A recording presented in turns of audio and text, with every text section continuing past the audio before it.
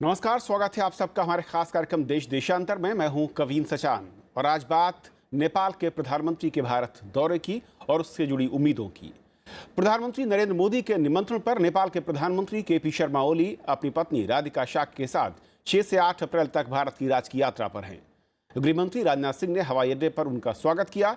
नेपाल के प्रधानमंत्री के साथ एक उच्च स्तरीय प्रतिनिधिमंडल भी भारत आया है। भारत और नेपाल में वर्षों पुरानी मैत्री और सहयोग के विशेष संबंध हैं और नेपाल के प्रधानमंत्री केपी शर्मा ओली की भारत यात्रा भारत नेपाल दोनों पक्षों को व्यापक सहकारी साझेदारी की समीक्षा और दोनों देशों के लोगों के परस्पर लाभ के लिए उसे आगे बढ़ाने के एक मौके के तौर पर देखी जा रही है।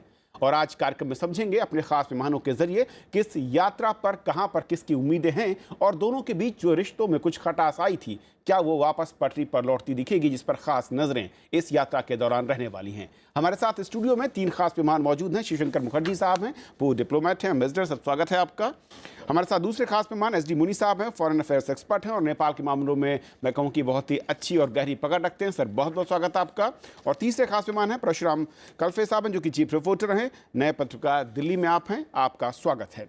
शुरुआत में मेरे साहब आपसे सर करना चाहूँगा कि जिस तरीके से ये यात्रा हो रही है और ओली साहब के प्रधानमंत्री बनने के बाद एक पहली यात्रा भारत में होती है वहाँ के प्रधानमंत्री की, ये यात्रा वो एक महज औपचारिकता है या कुछ खास इसके साथ जुड़ा हुआ है? ये बिल्कुल खास है। देखिए, अभी नेपाल में इलेक्शंस हुए, एक ओवरवेलमिंग मेजॉरिटी सी मिली एक इस कोalition गवर्नमेंट को, जो 2 पार्टी हैं, माओवादी और CPN UML, और वो अप्रैल में कुछ ही दिनों में यूनिटी का भी ऐलान करने जा रहे हैं कि फॉर्मली एक पार्टी बनेंगी। तो ये एक पार्टी है जो सरकार बना रही है, कैबिनेट भी तकरीबन तैयार हो गया है, कंट्रोल में है। पिछले, जैसे आपने अपने इंट्रोडक्शन में कहा, कुछ ऊंच नीच हुई थी रिश्तों में। नेपाल हमारा बहुत ही खास एक नेबर है, ओपन बॉर्डर है। तो ये एक मौका है जिसमें इंडिया ने तो ऑलरेडी सिग्नल कर दिया है कि वो रिश्तों को आगे ले जाना चाहता है, पुराने जो मिसअंडरस्टैंडिंग्स हैं उनको सुलझा के आगे बढ़ना चाहता है। प्राइम मिनिस्टर ओली के तरफ से भी आज आपके ये अखबार में जो इंटरव्यू देखा मैंने, उसमें भी उसी तरह के सिग्नल्स हैं। तो हर तरह से तो मैं कहता हूँ ये एक खास विजिट है, बहुत महत्वपूर्ण विजिट है। महत्वपूर्ण विजिट है। परशुराम जी, नेपाल के नज़रिए से क्या उम्मीदें वहाँ की जनता या वहाँ का शासन इस दौरे से लगाए हुए है? नेपाल में भी यही है कि प्रधानमंत्री ओली जी एक कॉन्फिडेंस बिल्डिंग के लिए यहाँ आ रहे हैं। 2015 में कॉन्स्टिट्यूशन जारी होने के बाद जो मिसअंडरस्टैंडिंग आई थी दोनों देश का संबंध में, उसके बाद प्रधानमंत्री ओली जी और भारत के बीच में भी संबंध में थोड़ा तिक्तता और वो ज़्यादा आई थी। और जब इलेक्शन का जब रिज़ल्ट आ गया है, तो रिज़ल्ट के बाद प्रधानमंत्री जी भी, ओली जी भी पावर में आ गए हैं और ओली जी भी अच्छा से समझते हैं कि नेपाल को सारे विकास के लिए और इंटायर मतलब दोनों देश को संबंध बहुत ज़रूरी है। और नेपाल में भारत का बहुत ज़्यादा आर्थिक सहयोग है, लगानी है, सारे चीज़ है और नेपाल का डिपेंडेंसी सारे भारत की तरफ है। तो ओली जी का भी यही चाहना है और सारे नेपाली जनता की भी मतलब यही उम्मीद है कि संबंध अच्छा होना चाहिए और ख़ास तौर से राजनीतिक नेतृत्व का बीच में अच्छा संबंध होना चाहिए। मतलब यही वहाँ का भी एक एस्पिरेशन है और ओली जी भी यही चाहते हैं।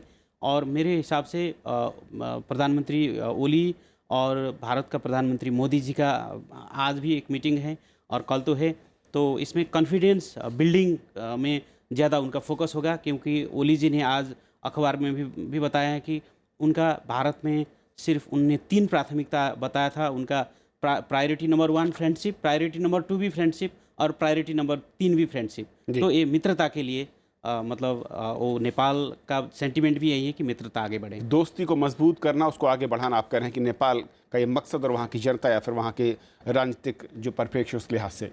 एसडी मुनि सर, ओली साहब का निर्वाचन से पहले उनके बयान या उनका रुख और इस बार जिस बहुमत के साथ वो सरकार में हैं, क्या आपको लगता है कि कहीं कुछ अप्रोच में बदलाव है? और अगर है तो वो अप्रोच किस तरफ टिल्ट होती या किधर जाती नजर आती है? देखिए, जैसे दोनों मेरे साथियों ने कहा, दोनों तरफ ये महसूस हो रहा है कि जो कुछ हुआ वो ठीक नहीं हुआ।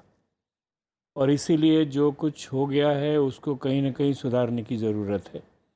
जहाँ दोस्ती की बात आती है उसका सबसे बड़ा आधार विश्वास होता है एक दूसरे का, और उस विश्वास की रूपरेखा ये होती है कि आप कोई ऐसा काम नहीं करेंगे जो मेरे हित में नहीं हो, आप ऐसा काम नहीं करेंगे जिससे मेरी प्रतिष्ठा को धक्का लगे। अगर ये बात समझ में आ गई है और उस हिसाब से दोनों देश आगे बढ़ेंगे तो बहुत काम करने होंगे, लेकिन उम्मीद यही है कि दोनों उस तरफ बढ़ना चाहते हैं और इसीलिए जो पुरानी बौखलाहट थी, जो विश्वास उखड़ गया था, उसको वापस लगाने की कोशिश करेंगे। उम्मीद तो यही है। उसका बड़ा परिणाम तब निकलेगा जब यहाँ जो वादे किए जाएंगे कल और परसों में, वो वादे कहाँ तक निभाए जाएंगे दोनों तरफ से, एक तरफ से नहीं, दोनों तरफ से। क्योंकि हुआ अक्सर ये है, देखिए जो ओली जी जब पिछली बार भी आए थे तो ये उम्मीद जगी थी कि जो मनमुटाव है उसको दूर करने की कोशिश की जा रही है और आगे बात नहीं बढ़ी। इसीलिए मैं मानता हूँ कि हमें ये अब उम्मीद रखनी चाहिए और प्रार्थना करनी चाहिए कि जो वादे यहाँ किए जाएं उनको निभाया जाए। जी, शिवशंकर मुखर्जी सर, जो मुनी साहब कह रहे हैं, और मैं फिर कि पहले जब ओली साहब आए थे तब भी उम्मीद की जा रही थी दोनों ही पक्षों की ओर से, लेकिन वो हकीकत में तब्दील नहीं हो पाई, वो यथार्थ में हमने उसको उतार नहीं पाया, कुछ अलग वजह रही। इस बार जब उनके पास बहुमत पहले से कहीं ज़्यादा है, राजनीतिक समर्थन, जनता के लिहाज से वो समर्थन भी बढ़ा है, जाहिर है, तो ऐसे में अप्रोच में क्या कुछ बदलाव दिखता है जिसके चलते रिजल्ट पाने की उम्मीद जो है, रिश्तों को वापसी पर पटरी पर लाने की जो उम्मीद है, वो कहीं ज़्यादा बढ़ जाती है? जी, इसमें ये थोड़ा कॉम्प्लेक्स है। देखिए, अप्रोच में तो बदलाव आएगा ही, क्योंकि सिचुएशन बदल गया है। नेपाल में 2008 में जब पहला इलेक्शन हुआ, डेमोक्रेटिक इलेक्शन पहला हुआ, ये 10 सालों में पता नहीं कितने सरकार आए और गए, और हर एक बार जब एक सरकार आती है, ब्यूरोक्रेसी, टॉप ब्यूरोक्रेट्स भी बदले जाते हैं, मामला उस तरफ से भी बहुत सारे ब्लॉक्स आ जाते हैं। नेशनल रिकंस्ट्रक्शन अथॉरिटी है जो अर्थक्वेक के बाद नेपाल के अपना जो अपने फंड्स जो हैं और फॉरेन एड जितना भी कमिट किया गया, उसका इस्तेमाल बहुत ही ढीली तरीके से हो रहा है, क्योंकि ये एक के बाद एक CEOs बदलते रहते हैं। तो स्टेबिलिटी का भी अभाव रहा है नेपाल में, ये वहाँ की बात है। और वैसे भी नेपाल अमीर देशों में से नहीं है कि उनके पास इतने रिसोर्सेज हैं कि अपना सारा कुछ संभाल लें एक डिज़ास्टर के बाद।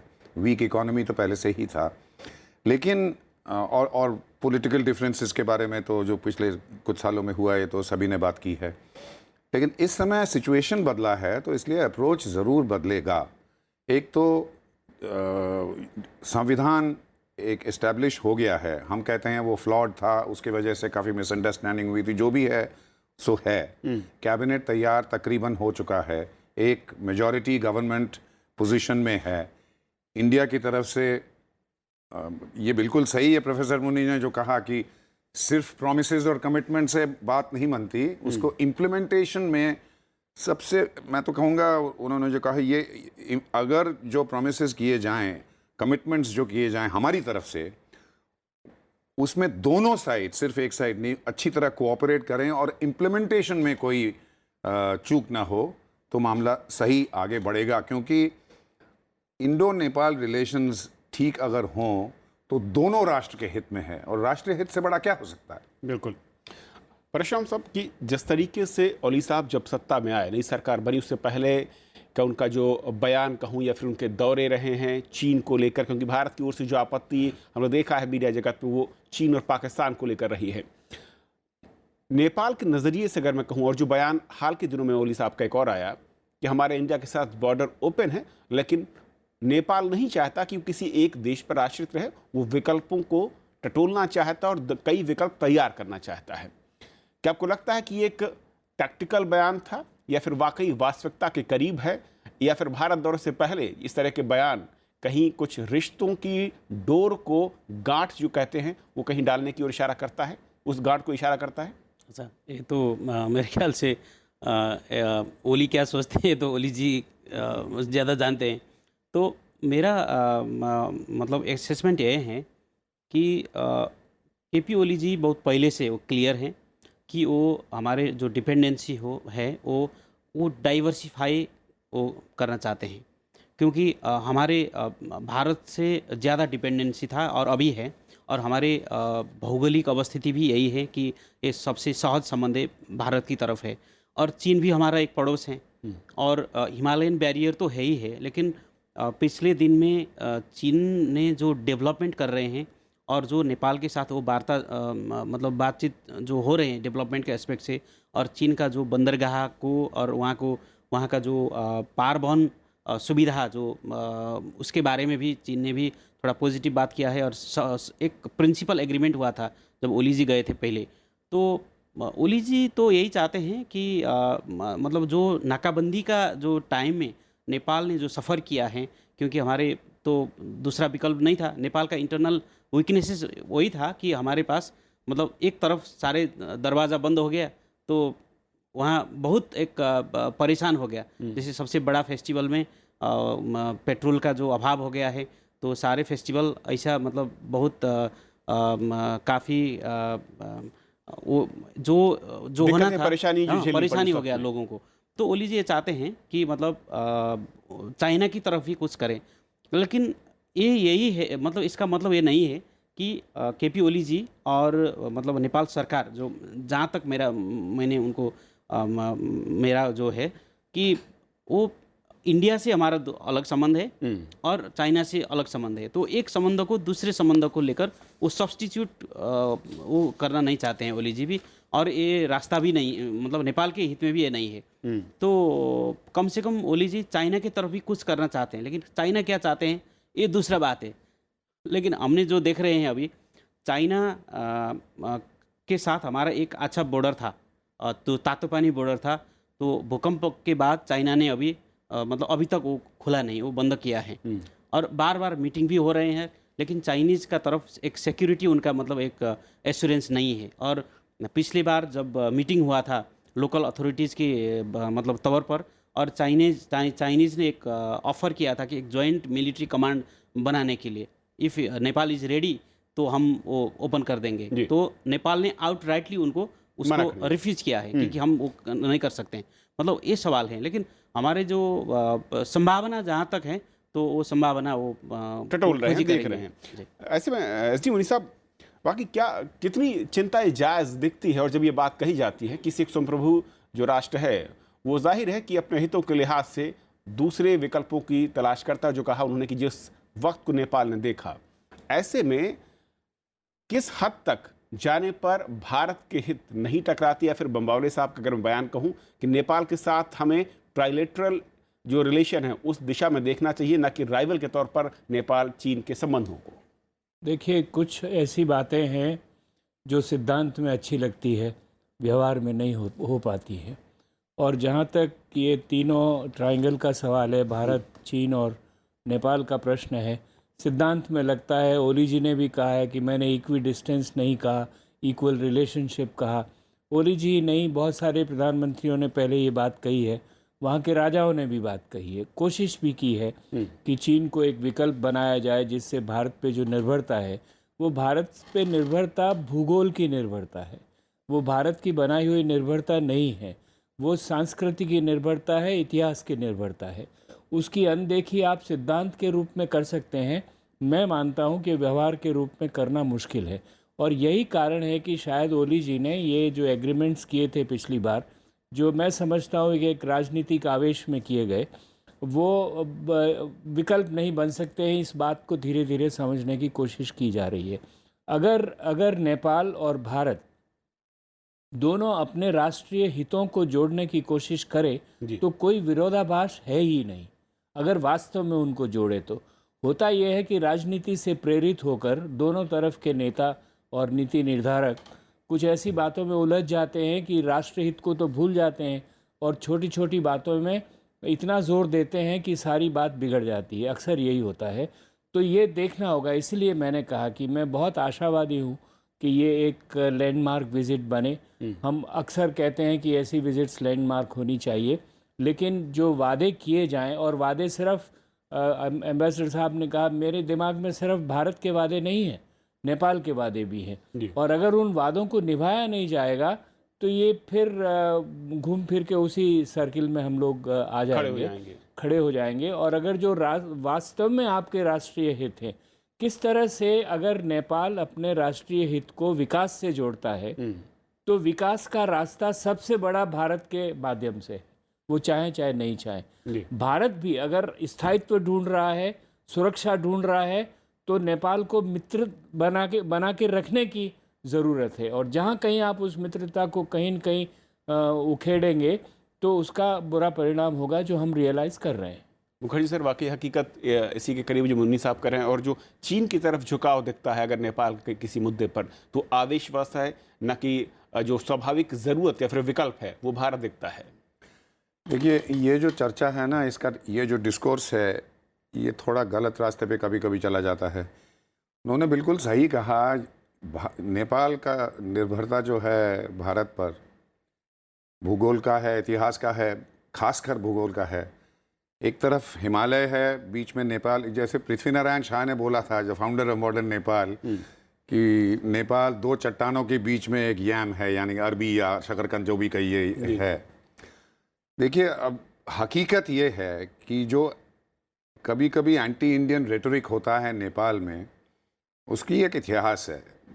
जब नेपाल डेमोक्रेसी नहीं था, जब नेपाल में एक मोनार्की था, उसके बाद राणा रूल था, उस समय वो अपने जो कमियां थी, उनके गवर्नेंस में जो बिल्कुल कमियां थी, अपने जो गलतियों को कवर अप करने के लिए एक स्केपगोट जो चाहिए, वो स्केपगोट इंडिया था। तो ये जो पूरा इतिहास है 100 साल से ज़्यादा का, 200 साल का, कि nationalism is equal to anti Indianism, वो एक हिस्ट्री है। इसको ज़्यादा एग्जैजरेट भी नहीं करना चाहिए, लेकिन इसको समझना भी चाहिए। ये जो इक्विडिस्टेंस की बात होती है, it is a purely political. कोई हमारा जो इन्वॉल्वमेंट है नेपाल में, और नेपाल में जो अच्छी तरह समझते हैं, जो कंप्लीट ओपन बॉर्डर के ऊपर जो कंप्लीट एकता सा है, वो हकीकत है।